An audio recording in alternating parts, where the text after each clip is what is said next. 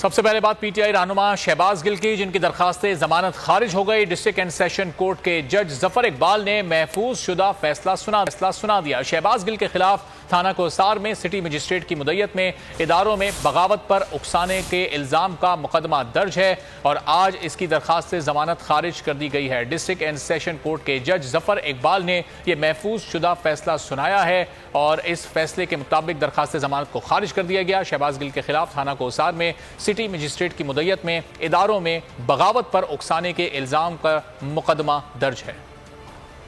PTI रहनुमा शहबाज गिल की दरख्वास्त जमानत खारिज। एडिशनल सेशन जज जफर इकबाल ने महफूज फैसला सुना दिया। इस्लामाबाद के डिस्ट्रिक्ट एंड सेशन कोर्ट ने भी पीटीआई रहनुमा की दरख्वास्त जमानत खारिज कर दी। दरख्वास्त समाअत पर शहबाज गिल के वकील ने अदालत में मौक़िफ़ इख्तियार किया था कि शहबाज गिल इदारों के खिलाफ बयान पर मुआफ़ी मांगने के लिए तैयार हैं। शहबाज गिल के बयान से अगर कोई गलत फहमी हुई है तो उसका भी शहबाज गिल अजाला करेंगे, जिसके बाद अदालत ने फैसला महफूज कर लिया था। शहबाज गिल पर इदारों को बगावत पर उकसाने का इल्जाम आयद है। उन पर इस्लामाबाद की थाना कोसार पुलिस ने सिटी मजिस्ट्रेट की मुद्दत में मुकदमा दर्ज कर रखा है। शहबाज गिल जुडिशल रिमांड पर जेल में हैं।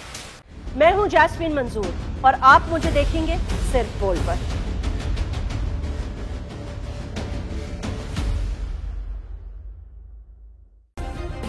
सब्सक्राइब करें और बेल दबाएं ताकि कोई खबर रह न जाए।